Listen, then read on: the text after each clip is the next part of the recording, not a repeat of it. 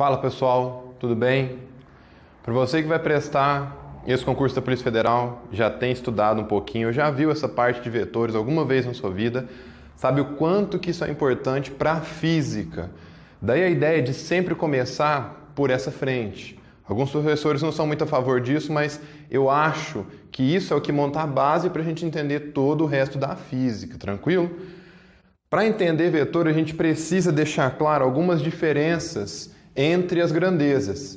São duas, mais especificadamente. O que a gente define como grandeza escalar e a própria grandeza vetorial, que é o que a gente vai ver nesse slide aqui, nessa aula que a gente vai mostrar para vocês, tranquilo? Vamos começar diferenciando esses dois caras. A primeira, grandeza escalar. Como que a gente define isso daí? Eu sei que aqui já está um spoilerzinho, né? Que você já vai começar a ver antes de eu falar para você, mas vamos lá. Eu gosto sempre de trazer esse cara com um exemplo. Você vai na farmácia, por exemplo, e quer lá medir sua massa.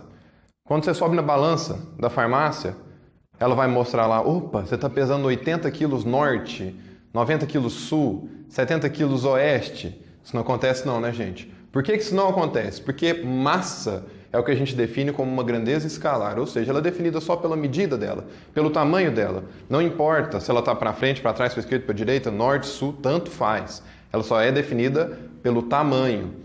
Só que, diferente da grandeza vetorial, essa aqui não precisa de mais características para eu definir ela.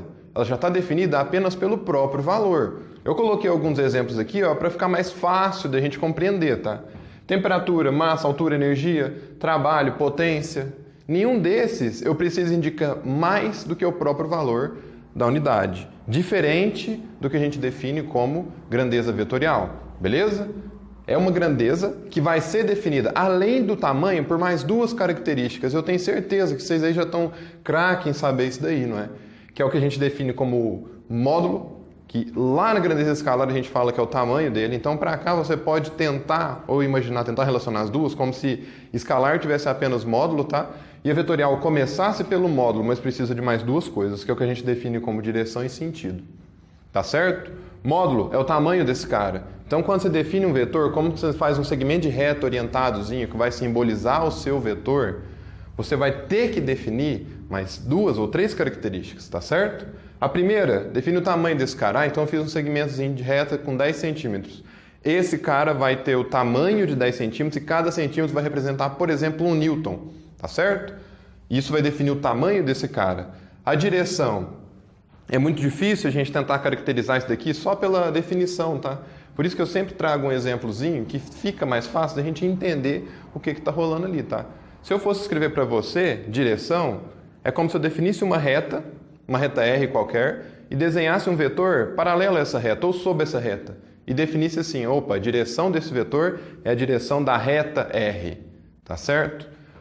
Só que fica meio vago quando você trata desse jeito. Por isso que eu sempre coloco esse exemplozinho aqui, ó. Fica fácil de você visualizar.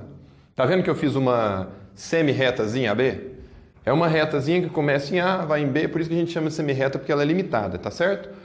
O desenhozinho vermelho que eu coloquei ali, ó, foi o meu vetor. De boa? Ele tá definido ali. E eu já escrevi que o tamanho dele é 10 newtons. O que eu fiz? Eu peguei e medi esse cara. Medi e vi que ele vale 10 newtons. Óbvio, você não vai fazer isso na sua prova, o cara vai te fornecer qual que é o tamanho desse cara. Tá certo? A direção da semirreta AB. Tá vendo que ele está sob a reta B? Então a direção é da semirreta. Porém, o sentido, que é a última característica que a gente não tinha falado lá naquele slide, que nós vamos falar para cá, é o que fica mais fácil de definir quando você estipula um exemplozinho. Então eu desenhei minha semirreta, o sentido desse cara vai ser de A para B, ou seja, ele está apontando desse ponto para esse pontozinho. Tá certo, gente? Fica tranquilo. Não vai cair definição de vetor, você caracterizar o seu vetor, mas vai estar implícito lá nos seus sistemas de força, lá no seu lançamento, lá no seu movimento uniforme, esse carinha aí. Tá beleza? Eu já vou falar desde o início da aula quais que são os pontos importantes para você fixar nessa frente. Primeiro, definição de sentido. Quando esse cara vai ser positivo e quando esse cara vai ser negativo. Quando esse vetor vai adotar um valor positivo ou negativo de acordo com o seu exercício. Beleza? E decomposição vetorial. São as duas partes mais importantes para você entender o restante da física. Fechou? Entendeu isso daí? Espero que sim. Não entendeu? Volta, dá pausa, vê de novo isso daí. Vetor é muito importante, beleza? Então tá certo. O que eu fiz aqui agora? Lembra que eu já comentei agora um pouquinho com você como que funciona e quais são as partes mais importantes que a gente precisa entender de vetor? Decomposição vetorial, cara, é essencial. Decomposição vetorial é essencial. O que é isso? Quando você desenha um vetor em um plano cartesiano ali, o xy, esse cara vai ter uma sombra em cada eixo. Uma sombra no eixo x e uma sombra no eixo y. Essa sombra no eixo x a gente chama como componente do vetor em x. Na maioria das frentes que você for estudar, às vezes você pega algum outro livro para estudar, o cara chama componente em x de vx, ax, fx, tanto faz. Para que a gente usa isso? Só para identificar que ele está no eixo x. Só isso. Não tem obrigação de você sempre chamar desse jeito. A gente faz isso para facilitar, beleza? Em y, ele tem o que chama vy. É só você coloca uma lâmpada aqui, ó. Essa lâmpada aqui vai fazer uma sombra no eixo y. Essa sombra no seu eixo y a gente chama de vy, fy, ay, o que você quiser chamar, certo? Coloquei uma lâmpadazinha aqui em cima, ele fez uma sombra no seu eixo x. Essa sombra no eixo x a gente chama de vx, fx, ax. Não tem problema qual a letra que você vai usar, contanto que você consiga identificar qual que é a componente de cada eixo, certo? Para ficar mais fácil de você lembrar isso daí, tá? Às vezes você não tem muito convívio com a parte de vetor, eu resumo que quando ele te dá o ângulo, você vai interpretar essas relações trigonométricas que a gente coloca para cá a partir de quem tem ou não o ângulo nesse eixo. Tá vendo que o θ ali, ó, ele está encostando no x? Então, quem tem o ângulo é o x, é o Vx. Então, meu Vx está com o ângulo. Então, vai ser, meu Vx ele é definido por uma decomposição do primeiro vetor com o ângulo. Então, vai ficar Vx é V cosseno θ. Quem está sem o ângulo é o y, o ângulo não está encostando nele. Se o ângulo não está encostando nele, a gente define como seno. Fica mais fácil. Mas, se você gosta de ver como que isso é provado, onde que eu chego com isso, eu desenhei aqueles dois vetores dentro de um triângulozinho. Por quê? Vocês conseguiram ver pelo plano cartesiano que cada componente do vetor é perpendicular entre si. Então, o seu Vx e o seu Vy, eles fazem 90 graus entre si. Como os dois são derivados de um mesmo vetor, que nesse caso que eu coloquei como exemplo é o V, eu sei que esse cara e esse cara vão fazer 90 graus entre si e vão completar um triângulo que a gente chama de retângulo. Triângulo retângulo vai fazer 90 graus aqui, ó. 90 graus ali. Ah, beleza. Então, se ele é um triângulo retângulo, eu consigo aplicar as definições de seno e cosseno aqui dentro. Primeiro que nós vamos escrever seno. Quando eu escrevo seno de θ, ó, seno de θ. Lembra? Cateto oposto sobre a hipotenusa. Meu cateto oposto aqui eu defini como Vy e minha hipotenusa V. Passo esse V multiplicando, eu já tenho a definição do meu Vy. Meu Vy é V seno θ. Tá certo? Se você quiser provar por triângulo retângulo, não tem problema nenhum. Vai dar certo para o Vx? Vai. Faz o cosseno. Cosseno θ. Cateto adjacente sobre a hipotenusa. Olha lá, ó. Passo o V multiplicando de novo. Olha o seu Vx aqui, ó. V cosseno θ. Não tem problema nenhum. Posso decorar? Pode. Posso provar? Pode. O que for mais fácil para cada um. Cada um tem seu método de estudo, cada um tem seu método de aprendizado. Mas tenha fixo na sua cabeça. Decomposição vetorial é essencial. Então, independente se é decorando ou provando, você vai ter que saber. De boa, gente? Ah, não entendi. Volta, pausa, decore isso daí, escreve na parede, faz onde que você quiser. Escreve no teto, na hora que deitei, você vê e resume isso daí. De boa? Lembra, essencial. Vai cair na prova? Vai. Direto ou indiretamente, decomposição vetorial vai cair na sua prova. De novo, em todas as partes da física, vai cobrar isso daí. A gente deu sorte que nesse edital ficou resumida basicamente mecânica, tá? Então, onde que pode vir decomposição vetorial? Lançamentos, tanto oblíquo, na maioria das vezes vai ser o oblíquo que vai vir uma decomposição vetorial, e na parte de sistemas de força, leis de Newton, tá bom? Então vai tentando relacionar isso daqui já para a última parte que você tem, tá certo? Ó, essa partezinha é muito importante para a gente começar a entender as relações de operação com o vetor, beleza? O que eu coloquei aqui? Multiplicação por um escalar. Muitas vezes você vai olhar alguma operação de vetor, em algum exercício que você for fazer, e vai estar lá assim, A mais B, A menos B. O que esse menos significa? O que esse mais? Ou A mais 2B, A mais 3B menos 2C. O que esse número significa para nós aqui? Um escalar, gente, quando ele é associado a uma multiplicação de um vetor, tá? Ele só vai conseguir modificar o módulo ou o sentido desse cara. Nunca vai modificar a direção. Então, se eu tenho uma direção, por exemplo, atuando nesse eixo aqui, ó, se eu multiplicar por 10, ela nunca vai passar a atuar nesse eixo. Eu não modifico direção. Eu só modifico sentido ou intensidade, módulo, tá beleza? Ah, então eu peguei um vetorzinho R qualquer ali e multipliquei por um X. Esse R, quer dizer, ele vai ser o meu resultante. O X vai ser o escalar que você vai multiplicar o vetor para gerar esse R. Ah, esse escalarzinho que eu multipliquei, olha aqui no exemplo, ó, coloquei um 2. Ah, eu tinha um Vzinho, quando eu fiz 2V, eu gerei o R. Esse R, ele vai ter 2 vezes o tamanho de V. Eu multipliquei por um positivo, que vale 2. Eu dobrei o tamanho desse cara. Se eu fosse jogar isso numa relação de força, por exemplo, eu estou atuando, tem uma força de 100 newtons atuando sobre mim, eu coloquei 2 vezes essa força, então passa a atuar sobre mim uma força de 200 newtons. Beleza? Isso porque eu coloquei positivo. Tá certo? Tem alguma outra relação que a gente precisa tratar para cá? Sim. Eu coloquei aqui todas as propriedades, passou todas, dá pausa, anota isso tudo, tá bom?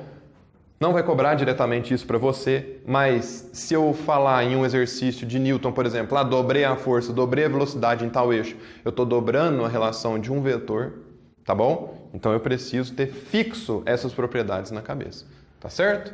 O módulo, lembra do que eu falei? Quando eu multiplico por um escalar, o módulo ele vai aumentar conforme esse escalar que você multiplicou. Mas lembra, módulo de um número sempre vai retornar um valor positivo, porque ele está falando de tamanho. Você não vai subir na sua balança e ela vai medir menos 30 quilos. Tem como? Não tem jeito, tá bom? O módulo sempre positivo. Tanto é que eu coloquei essas barrinhas que significam módulo em todo mundo. Ó. O módulo de R é igual ao módulo de X vezes o módulo de V. Então, se meu V tem 10 e meu X pode valer menos 5, aqui vai ficar 5 vezes 10, vai ser 50, o seu módulo que eu estou falando de tamanho. Pegou a régua e mediu. Tá certo? O que mais que a gente precisa entender? Olha ali, ó.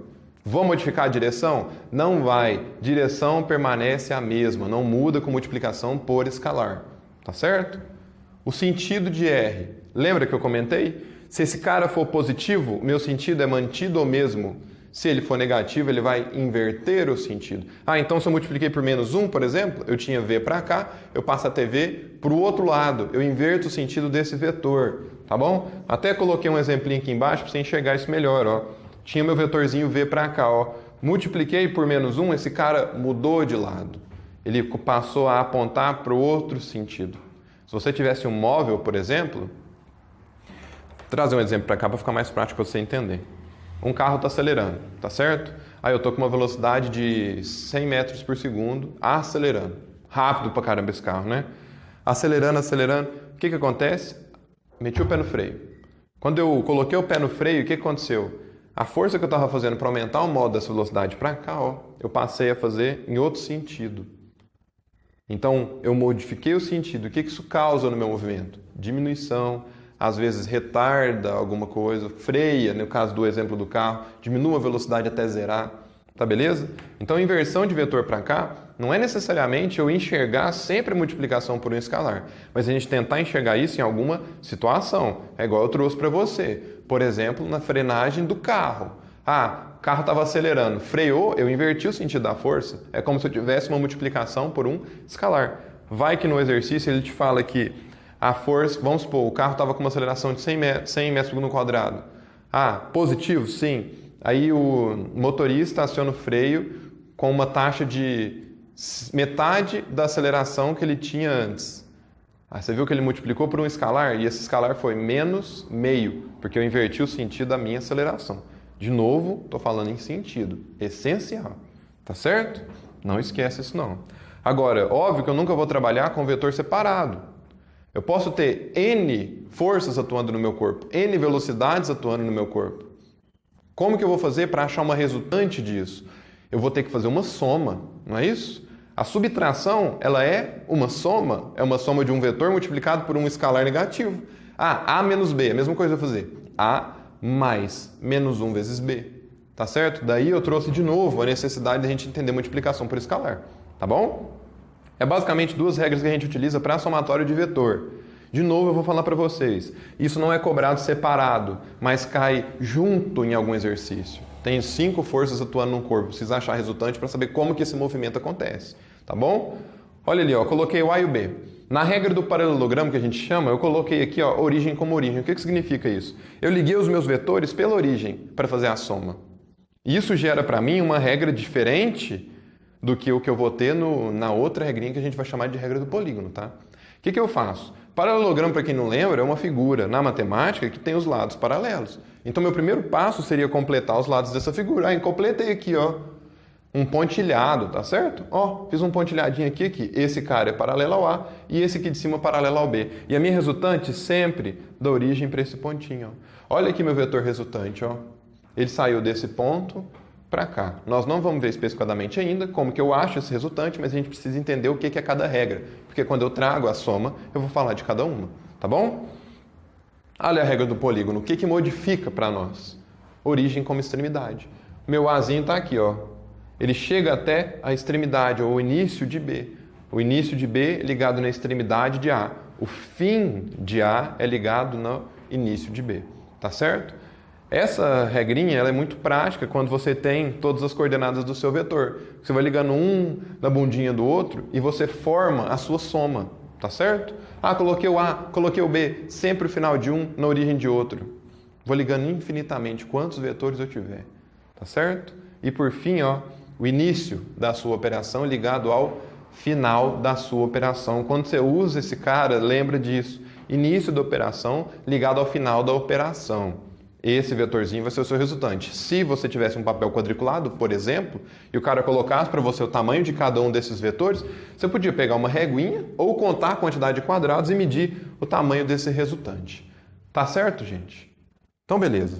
Ó, voltando especificadamente na parte de soma de vetor, a gente vai começar a tratar de algumas somas quaisquer, para a gente começar a entender aquela aplicação das duas leis, né? Porque eu falei só delas, mas não mostrei como que a gente faz.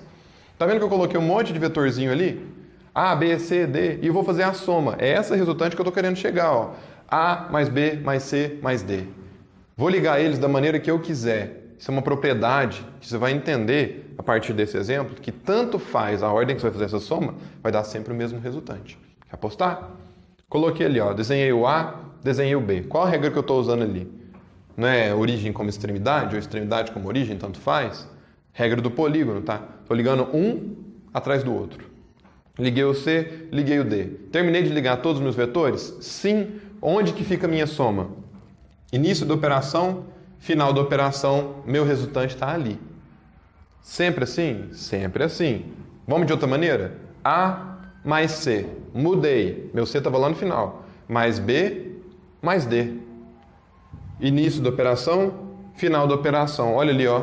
É o mesmo vetor, não modifica não. Então, independente da ordem que você está aplicando dessa soma aqui, vai dar sempre o mesmo resultado. Grava isso daí, tá certo? Vai cair de novo separados? Não vai. Mas você tem 10 forças atuando no corpo, você precisa achar resultante. Tá certo? Então tá bom. Quando eu coloquei 2 vetores, agora eu vou começar a tratar de alguns casos particulares, tá bom? Coloquei 2 vetores e os dois estão na mesma direção. Tá beleza? Inclusive, no mesmo sentido. Ah, então desenhei o A, desenhei o B. Pela regra do polígono, o que eu faço? Vou fazer A mais B. Olha ali, ó. Desenhei o A, agora eu vou desenhar o B. Liguei ele no finalzinho de A. O início de uma operação ligado ao final da operação. Você vai ter o seu vetor resultante. Não é complicado, tá? Pode ficar tranquilo. A mais B. Agora, qual que é o tamanho desse vetorzinho seu? Como ali, ó. Sempre eu vou trazer aqui para vocês, algebricamente, como que a gente acha, porque a minha intenção no curso é para a gente conseguir resolver o exercício. Não vou passar só teórico, tá certo? Algébrica. Ah, vamos supor que meu A vale 5, meu B vale 10. Somei os dois, deu quanto? 15. Então, esse é o tamanho do meu vetor resultante. Certo? Então, beleza. Agora eu vou colocar 2 vetores em sentidos opostos. Olha ali, ó, o C e o D. Visualmente, a gente já consegue enxergar que esses 2 caras são de tamanhos diferentes. É óbvio que você consegue ver que o seu Dzinho é maior do que o C, beleza? Ah, então quando eu somo esses caras, coloquei C mais D, tanto faz a ordem de novo. Lembra que a gente trouxe para trás? A ordem não importa para o resultado desse cara, vai sempre dar o mesmo vetor, tá bom? Desenhei o C. Agora o meu D, ó, origem na extremidade, olha aqui, ó, liguei ele aqui e desenhei ele na direção, desenhei ele bonitinho do jeito que ele estava. Como que eu acho o meu resultante? Onde que foi o início de uma operação? Aqui, ó, ligo desse ponto até o fim dela, acho o meu resultante, que vai ser a soma desses dois caras. Algebricamente, como que eu vou achar o tamanho desse cara? D menos C. Por que que eu escrevi desse jeito? Porque o seu D é maior do que o C. E, de novo, eu não posso achar módulo negativo. Meu módulo vai ser necessariamente positivo para cá. Certo? Então tá bom. Mais uma regrinha. Não é cansar de ver regra? Dois vetores agora eles são o quê? Perpendiculares entre si. O que que isso significa? Eles fazem 90 graus um com o outro, tá bom? O seu Bzinho está na horizontal e o seu Azinho na vertical. Não necessariamente precisa seguir os seus eixos coordenados x e y, tá bom? Pode ser com relação a qualquer outro eixo. Essa regra vai aplicar quando eles fizerem 90 graus entre si. Não tem problema. O que que eu fiz? Lembra lá no início que eu coloquei os dois vetores, as duas componentes, formando um triângulozinho? Fiz a mesma coisa para cá. Desenhei o meu B, desenhei o meu A. Olha lá, ó. Início de A na extremidade de B. E o seu resultante, início da operação, final da operação. Tá certo? Sempre daria o mesmo resultado de vetor. Então, tanto faz a ordem que você fosse escrever isso daí. Entre esses dois caras, faz 90 graus necessariamente. Tá bom? Como que eu acho esse resultante? Eu coloquei minha operação A mais B, só que isso daqui é uma soma vetorial. Como que eu acho a hipotenusa de um triângulo? Lembra daquele carinha lá da matemática? Pitágoras? Eu falava, hipotenusa ao quadrado é a soma dos quadrados dos catetos. É o que eu vou fazer para cá. E a gente chama de teorema de Pitágoras. Tamanho do seu vetor resultante ao quadrado é A ao quadrado mais B ao quadrado. Fechou? Não tem dificuldade nisso daí. Esse é um dos mais cobrados. Esse daqui. Então, quero focar, quero concentrar alguma coisa. Olha esse cara. Esse daqui, por quê? Porque quando você trata de decomposição vetorial, você vai achar o seu resultante a partir de Pitágoras. Decompôs o Rzinho. Tem o Rx e o Ry. R ao quadrado é Rx ao quadrado mais Ry ao quadrado. Também é aplicável aqui. Anota isso daí, tá certo? A última, tá bom? Se você quiser aprender ela, beleza. Ela é uma regra geral, serve para qualquer caso. Qualquer caso, tá bom? Ali, ó, dois vetores em qualquer direção. O que que isso significa? Ele pode estar fazendo 90 graus, não fazendo 90 graus, 120, 130, 145, qualquer ângulo que você quiser para cá, vai funcionar. Então desenhei meu A, desenhei meu B. Olha ali, tá bonitinho, ó. O que que eu fiz aqui, ó? Origem como origem, lembra que a gente falou? Regra de quem? Do paralelogramo. Muda um pouquinho. O que que eu preciso? De novo, primeiro passo, desenhar o paralelogramo, senão eu não consigo resolver. E por fim o meu resultante, ó, do início até o fim com encontrozinhos dos traços paralelos, tá bom? Esse resultante, como que eu acho? Primeira definição que esse cara vai te trazer no seu exercício é um ângulozinho. Então ele vai falar, o ângulo entre os vetores AB é 30 graus. Achei. Para eu achar resultante entre esses caras, como é 30, eu preciso ou fazer a decomposição de cada um ou usar regra do paralelogramo. Como que eu acho esse resultante meu aqui grandão, ó? Tem uma partezinha na matemática que a gente chama de lei dos cossenos, tá bom? A diferença da lei dos cossenos aqui para a regra do paralelogramo é basicamente esse sinalzinho. Por quê? Quando você traz a sua lei dos cossenos aplicada aqui dentro, a sua soma, ela surge a partir daqui, ó. O seu Bzinho, ele é desenhado aqui em cima, ó. Ele vem aqui, ó. Pá. Então ele fica aqui em cima? Sim, é o mesmo tamanho, é o mesmo vetor? É o mesmo vetor. Só que quando eu aplico a lei dos cossenos, ele usa esse ângulo aqui, ó, que eu vou chamar até de alfa, só para ficar diferente. Só que a gente sabe que alfa mais θ necessariamente é igual a 180. O que isso significa para mim? Que o cosseno de alfa é menos o cosseno de θ. Se você quiser provar isso aí no seu caderno, faz de boa. Eu lembro como que é a lei dos cossenos, tá? Faz o A e o B como os dois ladinhos para cá, igual eu desenhei para cá, e o seu resultante, o valor que você quer encontrar. Só que o ângulo que você vai usar é o alfa. Lembrando que o alfa mais o θ vale 180, os dois somados, tá bom? Como que eu escrevo essa regrinha? R ao quadrado, A ao quadrado mais B ao quadrado mais 2 vezes AB, cosseno θ.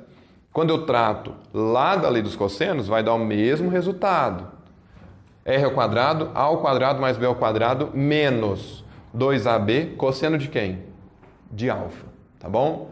Não precisa separar as frentes, não precisa criar na sua cabeça o conceito de que, nossa, essa é a lei dos cossenos para a física e sempre vai ser positivo. Não. Por isso que eu trouxe as duas para você. Eu falei da dos cossenos e falei da regra do paralelogramo e expliquei por que esse cara fica positivo. Esse daqui nada mais é do que uma variação da sua lei dos cossenos. Ah, então não tem problema nenhum? Não tem problema nenhum. Aqui vai ficar do mesmo jeito. Eu quero aprender só lei dos cossenos e ângulos complementares, suplementares. Beleza. Você consegue fazer aqui? Consegue. Não tem problema nenhum.